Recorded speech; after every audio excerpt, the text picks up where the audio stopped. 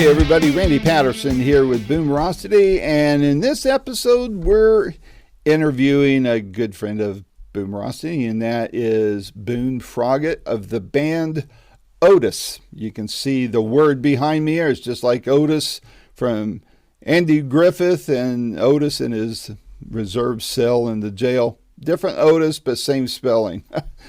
Anyway, these guys are great Kentucky-based foot-stomping blues band, man. The blues, the way I love hearing it played. And I fell in love with this band when I first heard them a couple years ago. And they've got a single out. Not a new album yet. They're working on that. And hopefully getting pretty close to getting it in the can. But they released this single because everybody loves singles. And I heard it, loved it, and told the publicist I got to talk to Boone again. And so we talk about this new single. It's called I'm Wicked, and there is a funny story behind it that you'll want to hear. And we also catch up on what's happened with him in the band since the last time we spoke and what the future holds. So as always, I ask that while you're watching this, if you'd hit like, especially if you like it, don't want you to lie. But if you're not already a subscriber, just hit that subscribe button. It's not going to charge you, but it sure helps Boomerocity out a lot. So, and also please share it with your blues-loving friends. They're going to love this band. I promise you that. So without any further ado, here's my second of what I sure hope are many more interviews to come with Boone Froggett of the band Otis. Until next time, this is Randy Patterson with Boomerocity. Take care. Hey man. Good morning, Boone. How are you? I'm doing great. It's been a while. Yeah, I know it. I was hoping we get to talk to you again. So, well, my door is always open to you, my friend. How you been? All pretty good, man. We've been busy. Of course, we just released this single and getting out, playing some dates, and just doing it, you know. Well, since we last spoke, what's been happening overall with the band? How did the last album do for you and all that? Well, last single did really well. We did a lot of touring last year. We went out with this band called Hippies and Cowboys, and we did quite a few dates with them, and played some with Molly Hatchet and Outlaws and the Headhunters, and just kind of getting out. Oh, Greg Martin, huh? Yeah. Another Kentuckian. He's a good guy, isn't he? He sure is. He's the best, and he's all the Headhunters. You know, been great to us, and we've got some more shows coming up with them later this year, which will be fun. But yeah, man, things have been good, and just staying busy. When we last spoke, the band was beginning to get some pretty good momentum. How do you feel where the band is today as compared to the last time we spoke?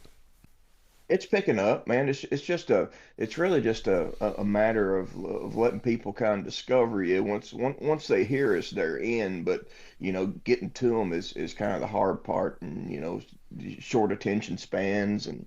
You know, boy, do I know that. You know, you put out a 30-second video and they watch 15 seconds. Then you do a 20-second video and they watch 10. Well, I'm in the same boat with you, man. I do these long form interviews, and you know the views are all over the map, and you know you play the algorithm game and all that kind of stuff, and now I do reels of where I'm doing anywhere from 30 to 60 seconds, and hopefully, those get lots of traffic. But presumably it turns people on to whoever I'm interviewing. I'd like to think so. But the days of sitting and, that's why I was glad Zoom came along, because I'd transcribe the audio from the phone conversation and craft an article out of it. Well, nobody wants to read anymore, or can't read or something. I don't know what the deal is. Down in my parts, it may be can't read like me, so. Hey, we ain't far from you. So where are you in Kentucky? Glasgow, Kentucky. So we're right between Bowling Green and Louisville. Oh, okay, okay. Let's see. You Yeah. guys say Ville like we do here. I was born in writing. It looks like Maryville, but if you're a local, it's Merville. You know, you're from Yeah. Merville. Yeah. So So that's where you're from. yeah, and I'm my little office studio is up here in the Smokies. You know, I was Nice, uh, man. caring for my dad for the last couple of years, and he passed away in October, and so my sister and I are settling the estate, and I'm getting married in the near future, and no major changes in my life at all. So Well, that's cool. That's not too far from us at all. Of course, we come play we come play the Shed about once a year. I'm sure you know where that is. yeah, yeah, that Harley Davidson place, yeah, over Yeah, at yeah. well, that's my hometown, Maryville. So, Cool. and then Yeah. there's places up here in Sevierville and Dollywood. I mean, not Dolly, well, Dollywood, of course, but Mhm. Pigeon Forge and all that. There's some good venues there to be able to hop if you need a good stopping off place to fill in the gap or something. They're not big venues like the Shed, but well, they're Yeah. I guess there is, and I think there's some changes coming on some of that to make it a little more palatable for bands that come in and play. At least I hope so. Gotcha. So, but has there been any surprises for you since we last spoke, as far as you and the band are concerned, and this journey you guys are on? Nothing real shocking, just kind of, we started back touring in 2023, so there's been more, more touring built up each year until, Mm-hmm. we're trying now we're doing, 60, 70 shows a year, which is a nice place for us to be. 'Cause we love to play. We don't really care about the size of the venue. As long as we can pack some people in there and make some music, we're happy. I think people don't realize how much that the performance gets lost once you play a festival or a big stage or a stadium or something. It's not really that much fun to play. We'd rather play, for 200 or 300 people, on a small stage because we have that togetherness on the stage, and you have that connection with the crowd. It's kind of like the bigger the crowd, the harder it is to form that connection with them, and really, it creates something happening. We've been lucky enough to have a handful of listening rooms that we play each year, and we really looking forward to going back and playing those places because people will actually hear what you have to say between songs as versus out playing these motorcycle things in the summer. We're just racket, uh, but we really value connecting with the audience, making the music that we make, and that's really what's important to us when you get down to it. I agree. I agree. And, smaller the crowd, the more in control they seem to be of themselves, too. I mean, sure, you're going to get the bubba or two that's had a little bit too much to drink and, thinks he can dance, but but they're, people, their talking stands out more and people will hush them down so they can enjoy the band. That's or maybe you want them to dance while they're drunk. I don't know. You tell me. But Hey, we're all for people having a good time. There's a couple of places that we play, like I said, like listening room type places that are more kind of, you know, strict on what people do while we're up there. But for the most part, we want everybody to express themselves in any way they want to. I see. So I love this new song, man. It's what I would expect from Otis, the band. So tell me a little bit about the backstory behind "I'm Wicked." This turned out to be a really cool song, and it all started from uh, a conversation we were having at rehearsal. Before we play, we always kind of get together, talk, visit a little bit, because that just kind of gets things going for us.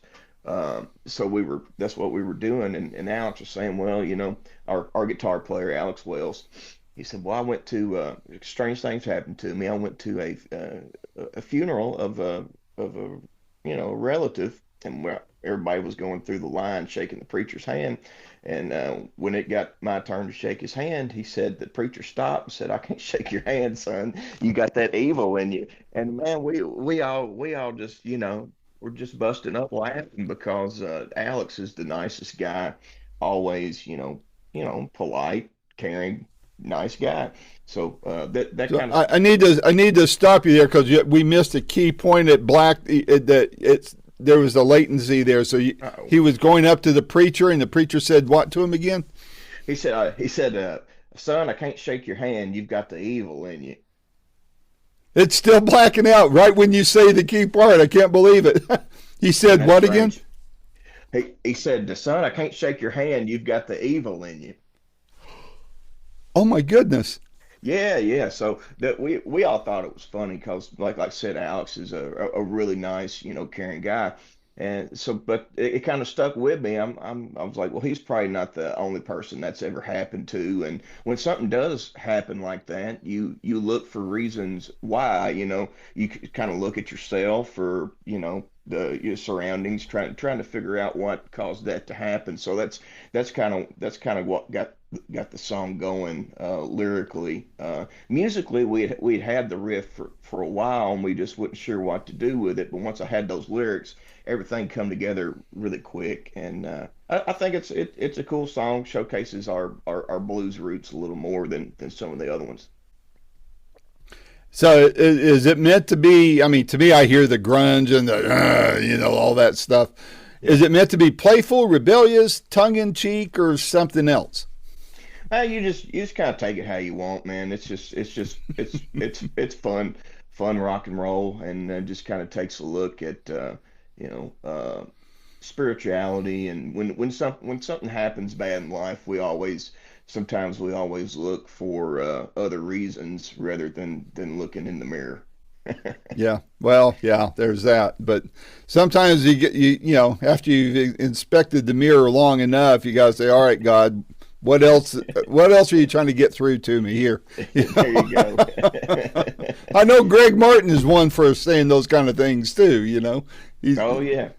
yeah, he's a good Christian guy there.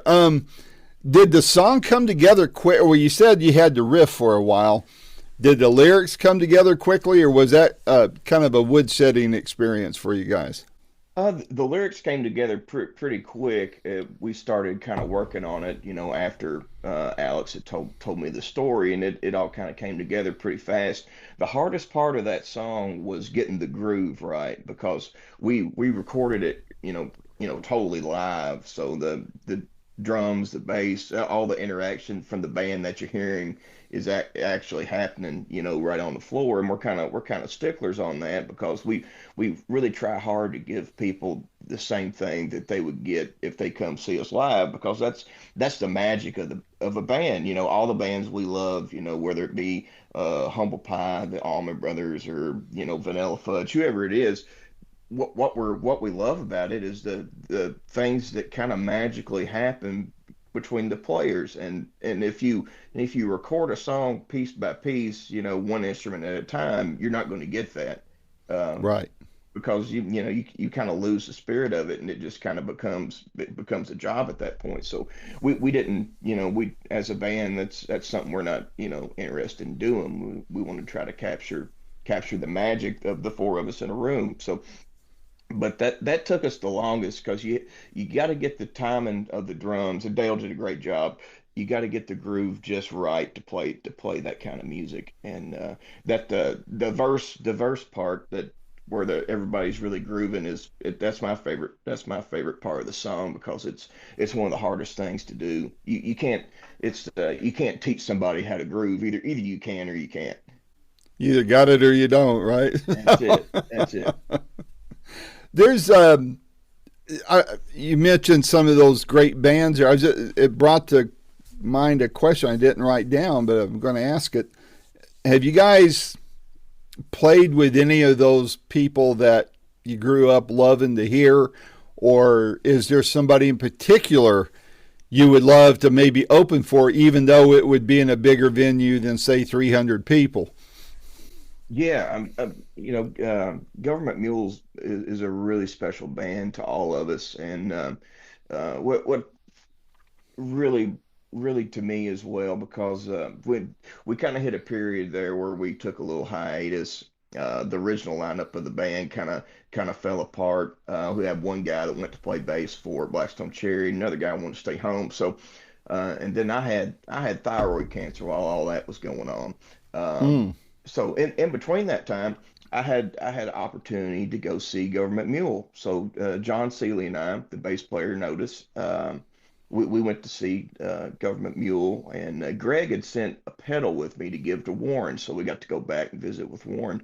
And when I went back to talk to him, the first thing he said, so when's Otis going back on the road? He said I really dig what you guys do, and that was the ultimate kick in the rear for John and I to like say, hey, this is something we need to do. So shortly after, we brought the two other guys in and got the new lineup going and started back touring. So Government Mule is a really special band to us. We would love to tour with somebody like that. And we've had some great opportunities to be around some people that we really admire. We've got to do Jackal quite a bit, the Headhunters. Uh, got to visit Blackberry Smoke recently. That was fun as well. We love those guys. So just being around people that play music for the right reasons is what we're all about.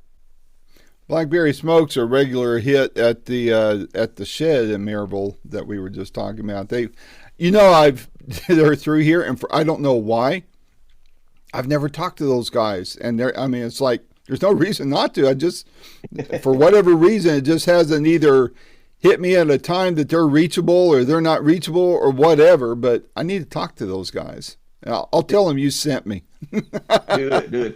They're a great band. They invited Dale and I out to the Ryman, and that was a really special show to see because Mike Campbell and the Dirty Knobs opened, and had Mike Campbell on guitar, Steve Ferroni on drums. So that was a pretty cool show. Has there been any, in addition to what you've just mentioned, has there been any particularly memorable shows or audiences that you guys have encountered since the last time you and I spoke? Yeah, we've had some really special audiences, man. There's a place outside of Chicago in Steger, Illinois called Austin Community Tavern, and for to be a small room, that's one of the loudest audiences that we've played for. It's just it's you can't we can't hardly it's they're overpower the PA between songs, and we just have to wait. Wait for them to get done, which is cool. I wish we could do that every night. But man, it's like we've been talking about, man. Sometimes these smaller venues have a different kind of magic to them. Yep, yep. I think I call it an audible patina that venues, studios, even microphones, and you already know guitars do. Oh yeah. It's just like there's a. I don't want to sound too terribly woo woo or anything, but it's almost like a spirit or an aroma, an undetectable aroma, I guess you could call it. That I mean, I hear people talking about it when they go to Fame Studios or to Abbey Road or whatever, and I think venues are the same way. They've just got the vibe. Everybody uses that word, so it Oh sounds like yeah. this one is one of those kind of places.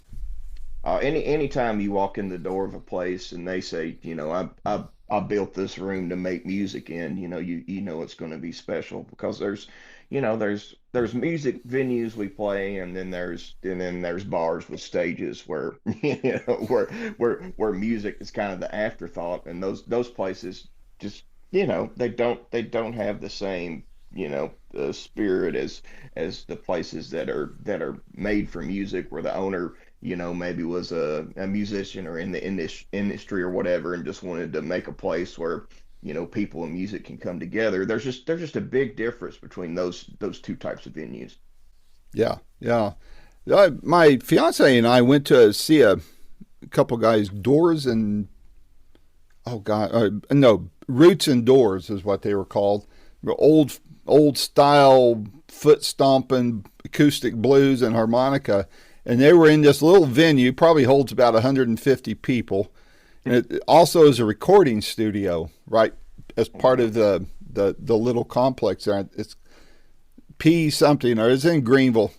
Maybe you guys could play there. I mean, it might be a little small for what you're looking for, but great acoustics, recording studio right beside it, load ins easy, all that kind of stuff, man. I'd check them out. And Open Chord in Knoxville is a great one for you to play too. About the same kind of capacity, to get people more aware of you guys here.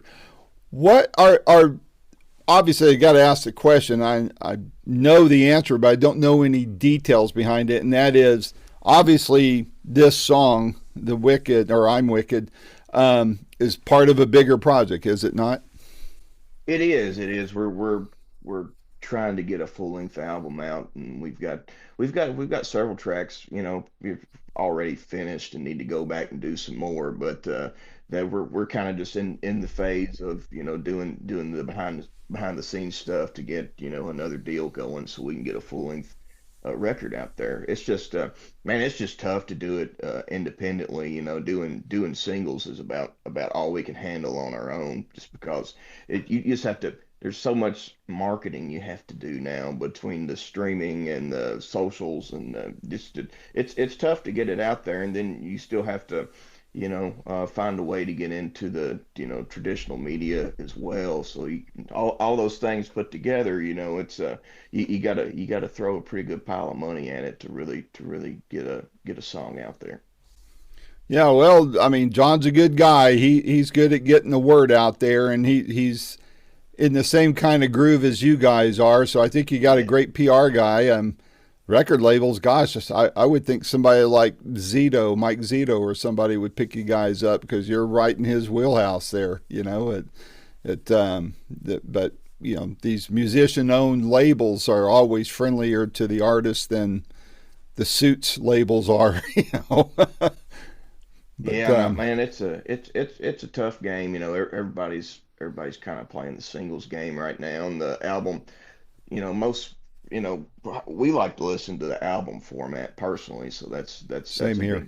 that's a big goal for us. It's just, man, it's hard to tell everything a band can do in 3 minutes, a single at a time, versus you put on the record and you get the full picture of what's going on, and what a band can do, and what they can, so that's when we get in the van, we're it's full length albums or a full length live show. We don't, it's we don't really like to skip around a whole lot. No, no, and I don't think fans like it either. When they come to see you, they want to hear it all. But when Yeah. I first started Boomerocity, one of the first interviews I did was with Sam Andrew of Big Brother and the Holding Company, Right. Janis Joplin's band, and he told me something. He's dead now, but he told me something. We were sitting on this patio at a cafe in San Rafael, California. It was closed. We were sitting at the table. Like I said, it's probably one of the first interviews I'd done for Boomerosity, and I had the recorder laying on the table. And he said something I never forgot. He goes, "Randy," he goes, I'm summarizing, of course. He said, "When we started this, we were the ones inventing it." He said, "There was no books, there was no history on it. We were the ones coming up with the sound." And he goes, "Now you have schools that crank out 500 grads a year on guitar that can do Hendrix as well as Hendrix, and everything's become watered down by volume, as far as numbers of people, numbers of choices for consumers to pick from, and it's really difficult for people to kind of get attention out of that mass sea of content, whether it's your music or my podcast. We're all screaming for attention and hoping that in some form or fashion we get a chunk of it so we can make a living doing it, and it's you guys aren't the only ones feeling it, man. That everywhere, all the umbilicals to what you do, it's a struggle out there. Oh, it's a tough space, man, and the blues rock kind of new age classic rock stuff, man. There's so much of it, and it seems like it seems like the most original acts kind of get pushed down to where if you just said, hey, I'm gonna base myself on Zeppelin, or I'm gonna base myself on Pink Floyd, you could gain a lot of traction fast, but it's already been done. There's not a whole lot of originality to it at this point. And then the it's kind of almost like being a band without being a tribute band. It's a fast road to success, but maybe not necessarily longevity. That's true. That's true. And then the criticism becomes a different kind. Yeah. You're not going to please all the fans that love Led Zeppelin, even if you're Jason Bonham.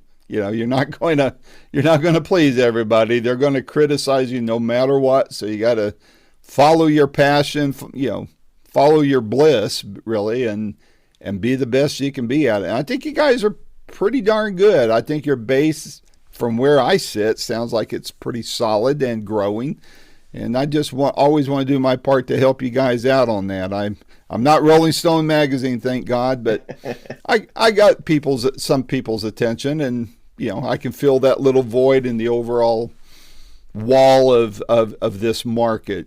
So in wrapping it up here, Boone, what are you guys? What's on your radar for the rest of this year?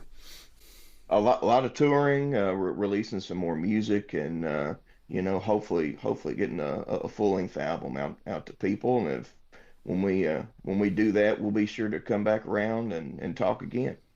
Let's do that. My door is always open to you. Just when you guys get close to that point, just tell John to make sure I respond, because I'm a one-man band here too, and I I listen to John. If he's throwing something at me, I don't even have to listen to it. I just say, man, count me in. I trust you. So let's roll with this. Before I even hear things from him. So we'll definitely talk when you get this album out. And in the meantime, you guys just keep on doing what you're doing, and stay safe and healthy. We'll do the best we can, man. It's always good to talk to you. All right, Boone. Take care, and tell the band I said hello. All right, I will. All right, take care, man. Bye-bye. This has been another fun-filled episode of Boomerocity with your host and producer, Randy Patterson. The theme song is Roll the Dice and is recorded and used by permission from Quentin Hope. Quentin is spelled Quinten, and Hope is Hope. And you can find out more about Quentin at quentinhope.com. Post-production is done by Cardinal Sins Productions. The Boomerocity name, logo, and content is copyright protected. Segments may only be used with written permission by Boomerocity and/or its assignees. Inquiries should be directed to input@boomerocity.com. Copyright 2025.